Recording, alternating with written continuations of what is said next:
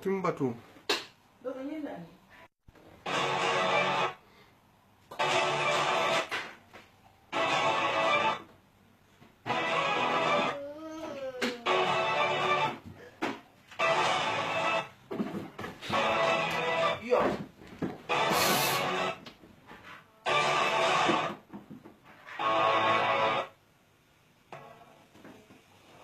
It is 8 p.m. in Banjul and a very warm welcome to our news. First, a look at the headlines. Advancing the infrastructural quest, President Adama Barrow visits proposed sites for a bridge set to link both banks of the Opo River region. Blazing to take on the automobile industry, Vice President Ajay Diallo Tambaja receives a group of Chinese investors set to launch the first car assembling plant in the Gambia. And a storied political career that took shape in the very beginning of the Gambia's nationhood. Grts takes a closer look at the life of former President Sajauda Karabajara as he celebrates his 94th birthday.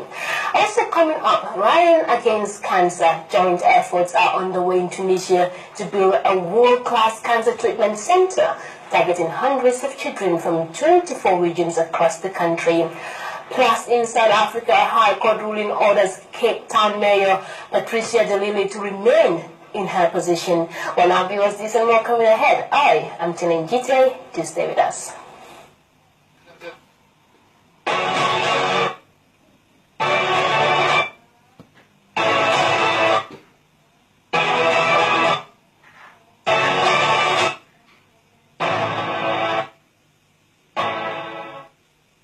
Now the news in detail, where we begin with this. The President, His Excellency Adama Barrow, who visited proposed sites for a bridge in Basse and another one in Fatoto, set to link both banks of the Opo River region. The project is seen as a major breakthrough for the new government, which has made infrastructural transformation a top priority. Mamoudou Diallo tells us more. And 50-kilometer stretch, President Barrow got a taste of what it is to apply the Basse-Fatoto road. This road is up for a major transformation after the government of the Gambia signed a $75 million agreement with the People's Republic of China for the construction of several roads and 2 bridges across the River Gambia. Well, the project has actually 3 components. One is the road from Basse to Fatoto to Koina. And then 2 bridges, one in Fatoto and one in Basse here. We are just seeing the Basse alignment, yes. And it's a project that's been granted by the People's Republic of China, and it's in collaboration with my ministry and the National Road Authority. It's a very, very important project for this region. The region has been isolated. The connectivity has been almost zero. From here to Koina would take hours and hours, and you've just plied the road yourself, and you see how bumpy and how really degraded it is. We are going to solve all that. From here to Fatoto will now take matter of minutes, and then crossing the river. I mean, no more, ferries and, stuff like that. For the President, the realization of this project is a dream come true. Not only for him, but for the people of the Upper River region, who have long endured decades of isolation. This is very important. Not for my campaign promise only, but it's very important as far as the new Gambia is concerned. This project is a landmark project as far as this country is concerned. It's not URT alone. We are talking about $100 million project. This is a big project, and it can make a big impact on the life of the people as far as movement of the people is concerned, and business. Communication. There are a lot of things connected to this. The President visited the sites to see the level of preparedness and meet engineers from the Works Ministry. He thanked the Chinese government for the support and expressed commitment to the mutually benefiting relationship between Banjul and Beijing. After being in office less than 1.5 years, we are almost launching a multi-million-dollar project grant from China. This will tell you a lot. The Gambia was isolated. The Gambia is back again, and we are connected to the world. We cannot be isolated. You cannot be on your own. You have to be part of the world. And Gambia is back. This is what it is showing. and that is the direction of the Gambia. I think we are on the right direction. Work is now expected to begin in earnest and will last for 24 months. This project is the biggest so far undertaken by the coalition government, which has vowed to tackle the infrastructure challenges the country faces by constructing 400 kilometers of tarred road across the country. Mamadou Jallow, Grts News. A group of Chinese investors under China's Zantaha Automobile Production Transport Company are set to launch the first car assembling plant in the Gambia. A team of Zantaha executives paid a courtesy call on the Vice President, Madam Fatoumata Jallow Tambajang, who underscored the employment opportunities and great potential for economic growth presented by the Chinese car makers. Yadu Jallow has the story. After the courtesy call on the Vice President, the team of Chinese investors from Zantaha Automobile Transport Limited team showed a sample of a vehicle assembled in the Gambia to the Vice President. Madam Jallow Tambajang hailed the development as a significant advance in automobile production in the Gambia. Well, this is the democratic dividend. You have emergence of investors, genuine investors coming to invest here, and they are very much committed to comply with our rules and regulations for investment. And our rules and regulations include compliance with the government's commitment to create jobs. The Vice President further explained what the project entails and its benefit to the Gambian people. They are going to bring, it's a very innovative project that has opportunity to create a lot of jobs for young people in different areas of locomotive engineering. And what it entails is assemblage. That is, they bring the parts, vehicle parts here, they assemble them here, and they give them on hire purchase to those who cannot afford cars. The team leader said the automobile industry investment is an opportunity the West African region stands to immensely benefit from, with the Gambia particularly positioned to become a leading supplier of brand new cars in a growing sub-regional market. Countries understanding that Gambia have so many second-hand vehicles, but like they are having a company in China where they can get brand new cars, and this will go in the Gambian market. Other regions in Africa, like South Africa, Central Africa, have these branches, but West Africa hasn't has one yet. Once Gambia have this factory, if this happens, Gambia will be the main, it will be the headquarters to supply the countries near the around the sub-region. Born out of the fruitful relationship between China and the Gambia, the successful implementation of the car production branch by Zantaha Automobile Transport Limited in the country is expected to create job opportunities and reduce the importation of second-hand cars, which predominantly define the country's automobile industry. Khadija Jallow, reporting for Grts News. Now, he presided over the country's state of affairs for close to 3 decades. During his tenure in office, many described him as a man of the people who worked side by side with colleagues in the region to put Gambia's foreign policy on a firm pedestal. Ibrahim Balde takes a closer look at the political career of former President Sadauda Karabajara as the old man celebrates his 94th birthday today. Home of Sadauda Karabajara, an elderly statesman who ruled the country from the late 1960s to July 1994. Barajali is one of the oldest settlements in the country. Its nearness to the river Gambia makes it attractive for farmers and fisherfolk to take advantage of the country's natural resource. In his highly acclaimed book, Karaba, published some years back, Sadauda Karabajara tells us how he lived in this compound. I was privileged to work on Karaba by the former President Sadauda Karabajara. Sometime in August 2007, I got an invitation to be a member of the editorial panel for the Karaba book. And of course, it was a pleasure to work on it because Sir Dawda was a very pleasant man, very humble, very hardworking, and above all, he was a man of peace. And how Almame Jawara, his biological father, built this house where the young Jawara was delivered. This is the Bumba which Jawara quoted in his book, disclosing his extended family ties which shaped his childhood upbringing in this rustic community. Ali Jawara is now tasked with the responsibility of managing the family household, no longer physically around, but the senior citizen, according to Ali, occasionally called to speak to the family members.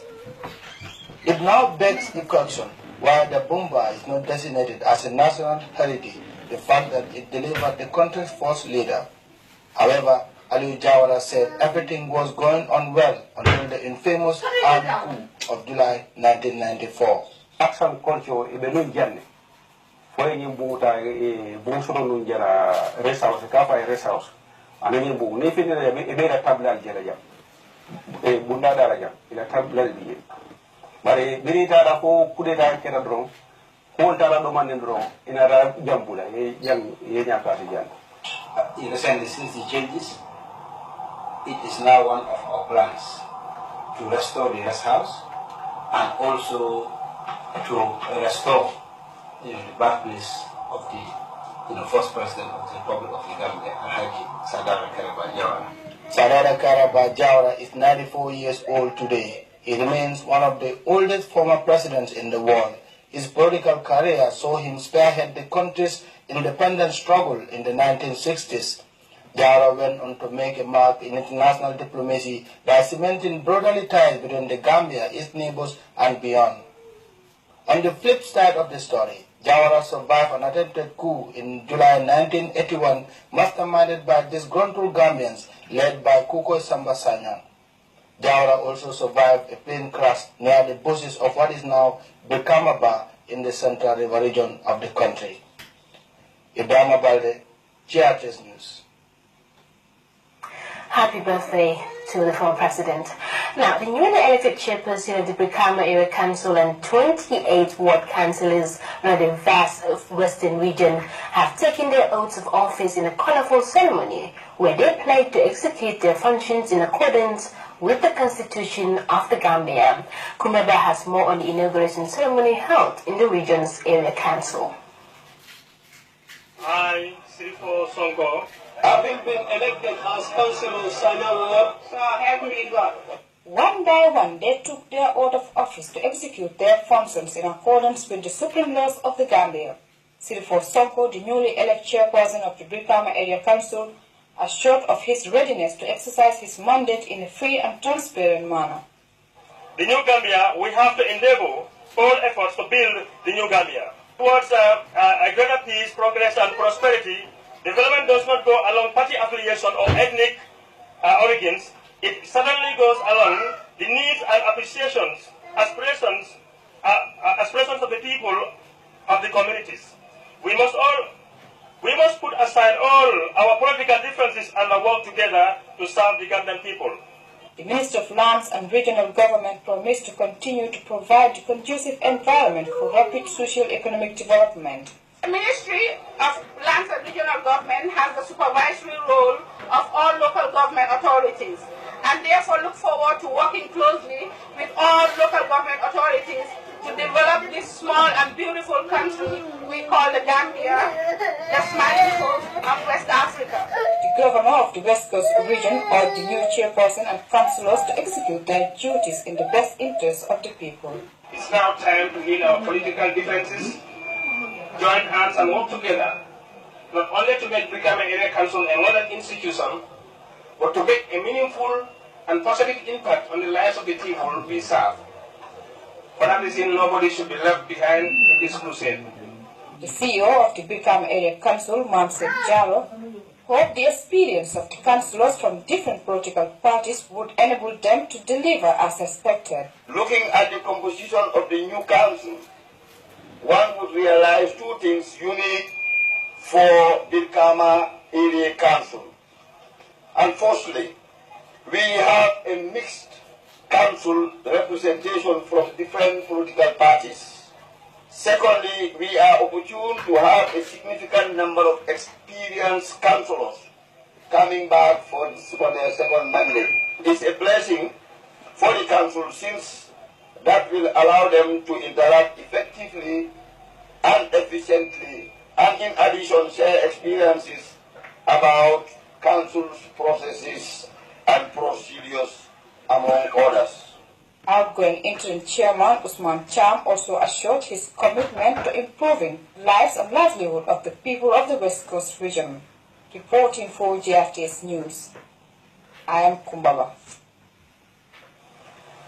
Meanwhile, Mansa Konko Area Council's new chairman, London Sane, has expressed his willingness to work with his electorate to better manage council's funds. Chairman Sane, who made these remarks during his victory celebration, also outlined plans to engage women and young people in the development endeavors of Lower River region. While that excerpt will come later on in the news. And moving on, the Gambia's National Water and Electricity Company has registered numerous achievements in rural electrification expansion since the NAWEG and Senelec cross-border electrification supply agreement. But by then, Cham was on a verification tour at the North Bank region and spoke to locals on how the 24-hour electricity supply is impacting their lives. The North Bank region particularly anticipated the cross-border electricity supply agreement between NAWEG and Senelec. According to NAWEG officials, villages from Amjalai, where the connection point starts proceeding down to Bara, are currently enjoying 24 hours of electricity supply. The thriving business community has seen significant improvements in customer service as they now deliver on time. Sada Kaur, who works at a local bank, stated that so much has been saved since they stopped buying fuel for generators. That expenditure has now changed into funds used to buy cash power. Previously, we used to spend almost $20,000 to $25,000 on fuel on our generator on top of the gas power that we buy. Now that the electricity is on 24 hours, we now don't use generator that much. So instead of buying fuel, we use it to buy gas power. And then the gas power we buy, at least if we buy $20,000, that will be able to take us a long way. So it has helped us greatly in achieving our goals as a business entity. Both Sheikh Jeng and Sam Manjai have businesses heavily relying on electricity. Both men confirmed the delay in delivery is now a thing of the past and the rise in clientele since the commencement of the 24-hour electricity supply. Moving further north towards Farafenye, another connection point installed at the border is serving local meat vendors rather well. Traders here tell us they no longer have to worry about the loss of revenue since there is enough electricity to freeze their meat. Fatu Sisi, an ice block seller, also says that business has improved so much that she has bought her own deep freezer and now supplies ice blocks on a larger scale. Young politician Papa Tunkara stated that this has helped most of the youth who relocated to Senegal to return and continue the business they were engaged in. There was no sufficient electricity in Farafenni. Some people, they moved from Gambia to Senegal for electricity. For example, in the post area, in the Senegal, in the border. But nowadays, people are benefiting a lot of current in Farafenni here. Actually, no, every now and then, the current is for us, not often. So everyone is comfortable about that, and people are benefiting a lot from this current system. The Alcalde of Farafenni thanks NAWEG for this great achievement, which is greatly benefiting his community. The village head said the new introduction will immensely boost business in his community. NAWEG officials confirmed that the brand new generator has been installed at the Farafenni power station to serve as a contingency plan during Senelec's maintenance. Sometimes, Senelec will contact us to say that, they are on routine maintenance. But sometimes the line can also trips, even though it doesn't stay long. But when we do have that information from them, we do start our own engines so that, we don't inconvenience our customers. In fact, some of them across the board are saying that we are actually enjoying more than them because of when the power goes off, we start our engines. And for them on the other side, they don't have power. In parallel with the cross-border electricity supply, NAWEG is still working on a rural electrification extension project, propelling great prospects for rural electrification. For GRTS News, I'm Brian Cham. From Ibrahim Chang, we go to this rather intriguing story. Is it true Ramadan usually ignites an increase in marriage arrangements that take advantage of moderations enabled by the holy month? It is a trendy rush for the hours or a peak period for marriage in the Gambia. Well, Grts Jai journeyed into the Greater Banjul area to find out more on this widely held view and whether these marriages locally dubbed Takama do actually last. Let's take a listen. The Ramadan marriage rush is becoming increasingly popular in the Gambia. A phenomenon blamed for leading to many short-term marriages is sometimes seen as a contract marriage that only lasts through the holy month. Islamic scholars or imams who are usually at the helm of affairs attest to the fact that this time their services are in high demand every other day with increasing calls to conduct wedding ceremonies. Imam Mustafa Jallo is one of those who gave his honest opinion about this trend that usually surfaces in Ramadan. In my own opinion, most of the short-term marriage are due to weak faith in couples. Marriage is something obligatory upon every believer, and so one should decide before getting into it. It is true that so many marriages do not last long nowadays. It is important to not just make marriage a Ramadan because they just want to complete an important religious obligation during the holy month of fasting, or possibly have high expectations. In most cases, when those expectations are not met, they quickly withdraw from the marriage. Imam Bey advised this. I think people hardly decide before getting married. Marriage in Islam is a lifetime thing. It should not just be a Ramadan thing.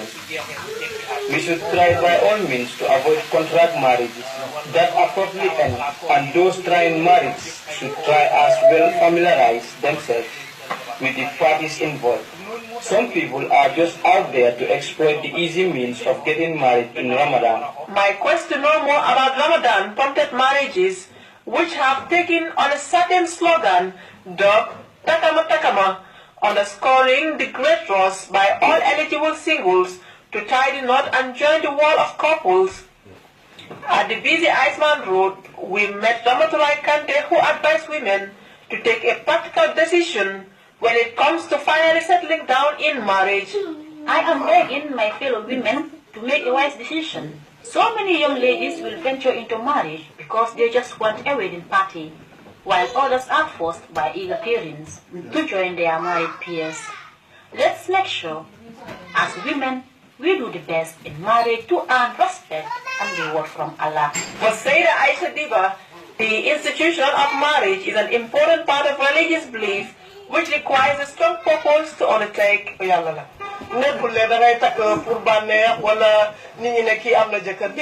Marriage is more than enjoyment, but more importantly to worship Allah.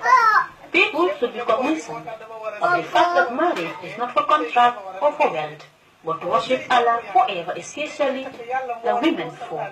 Men I caught up with wasted no time in sharing their take on the issue.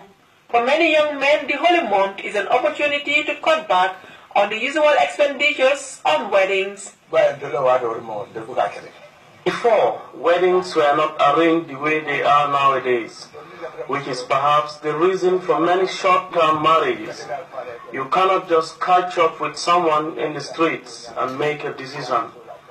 Ramadan should not be the climax of marriage. It should be normal as any other month. I'm urging all to be very cautious. Marriage is obligatory and divorce is legal. Some modern-day women only set their sight on wealth and accomplishment, rushing into marriage because it's Ramadan. And if they face the slightest disappointment noticed in the marital room, they quickly back off. There was no shortage of interviewees on my adventure to know more about the Ramadan marriage rules, as many openly gave their take on the issue, but with the growing awareness of short-term consequences, many a couple will closely watch before stepping into the lifetime institution. Jai, GRTS. That's indeed an interesting report, and others are just looking for cooks to help out at home. And now to a press release from the Office of the Inspector General of Police that informs the general public that vehicle number plates and driver's license are available at the police headquarters in Banjul and various regional police head offices nationwide. Vehicle owners and drivers who applied and paid for the vehicle number plates and driver's license up to the 31st of March 2018 are requested to collect their number plates and driver's license from where they made their applications. The Office of the IGP strongly warns vehicle owners and drivers that must always attach their number plates on their vehicles and have in possession their valid driver's license whilst driving. Furthermore, the Office of the Inspector General of Police informs the general public that the police will be on the highways to ensure that traffic laws are enforced to the latter. Therefore, anyone found wanting will be dealt with according to the law. The understanding and cooperation of the general public, particularly those directly affected, is highly solicited. The release ends. And now we move on to this press release that just came in. The Staff Welfare Association of the Gambia Technical Training Institute wishes to express their sincere appreciation and thanks to the Ministry of Higher Education, Research, Science and Technology under the leadership of Honorable Minister Mr. Badara Juve. The Office of the Ombudsman and other stakeholders involved in the dialogue and negotiation during the GTTI staff sit-down strike. The Staff Welfare Association furthermore wishes to announce that in the interest of the welfare of the staff welfare, students and the nation at large, they hereby declare to end the sit-down strike effective 16th May 2018. Well, now that brings us to a break. When we return, we take a look at news from beyond our borders. We'll be right back. All of neex cafka gu am solo sa biir gémmiñ ak fiirtaange gu amul fenn la Top Saho drink bu ees bi ñu tënk ko ci 33 centilitre bi la jox ma ne saa yu njaboot gi daje di lekk Top Saho drink nga fa génn ndax bànneex ak kontaante gu am solo te sëy wala taka Top Saho drink nga ci génn ndax dafa neexal torop sa feet ñëpp di ci bànneexu ma ne ñamal seet Top Saho fruit drink si ñu am ko ci flavors yu bari demee na ci orange mango ak yeneen tropical fruit flavors Top Saho am na lactic drinks tamit mu fees del ak vitamin C ak calcium Top Saho am na yogurt fruits tamit tamarind juice di energy drink bu laa jox doole bu amul fenn ma ne ñamal xeeti Top Saho fruit drinks yi nga xam ne utee naa yi fi nekk Top Saho drinks yi nag ñu leen ko indil di top food te top food amul werante moo gën ci Afrika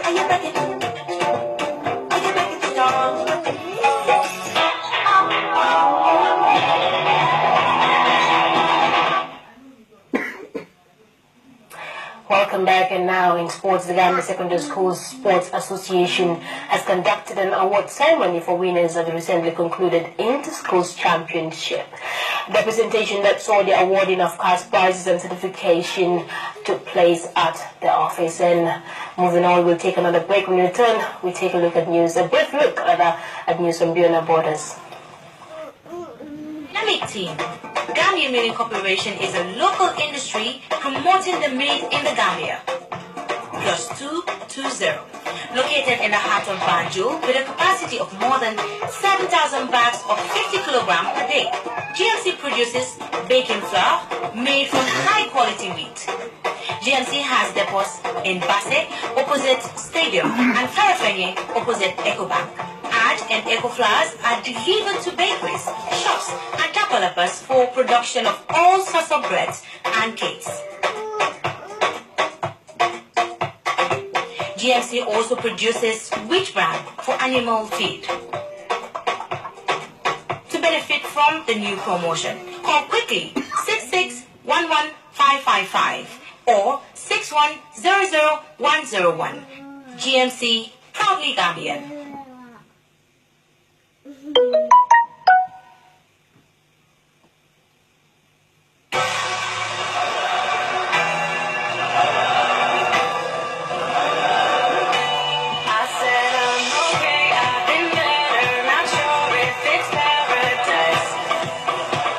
Sporting world gears up to the world's most famous sporting event, the FIFA World Cup. The national broadcaster Grts will be airing the FIFA World Cup games live from Moscow, Russia. 2018 FIFA World Cup will be the 21st edition and is scheduled to take place in Russia from 14th of June to 15th of July 2018 across 11 cities in Russia.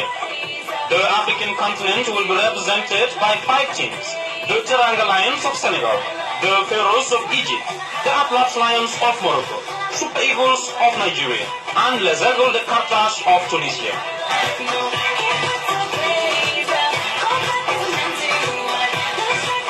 The tournaments unleash talent from across the world as football stars lead their countries to victory.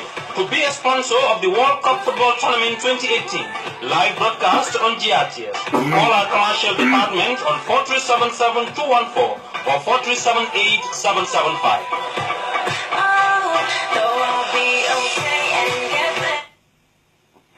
Welcome back, and now a brief look at the international stories. Tunisian authorities and civil society organizations have teamed up to build a cancer treatment center for children. The new facility will offer world-class treatment and bone marrow transplant surgery to hundreds of children from 24 regions across the country. In South Africa, the High Court has ruled that Cape Town Mayor Patricia de Lille is to remain in her position even though she was fired by her party a week ago. It follows a protracted power struggle between de Lille and the official opposition, the Democratic Alliance, which saw her party membership rescind last week. Well, that brings us to the end of this newscast. Before we go, our headlines once more. Advancing the infrastructural quest, President Adam Barrow has visited proposed sites for a bridge set to link both banks of the Upper River region. Blazing to take on the automobile industry, Vice President Ajah Fatimata Jalal Tambajang has received a group of Chinese investors set to launch the first car assembling plant in the Gambia. A storied political career that took shape in the very beginning of the Gambia's nationhood. GRTS takes a look at the life of former President Sadauda Kairaba as he celebrates his 94th birthday. And rallying against cancer, joint efforts are underway in Tunisia to build a world-class cancer treatment center targeting hundreds of children from 24 regions across the country. Plus, in South Africa, a High Court ruling has ordered Cape Town's Mayor Patricia de Lille to remain in her position. Well, viewers, it was all in this edition of the news. Thank you for the pleasure of company from me and the rest of the team. Do have a pleasant night. Bye-bye.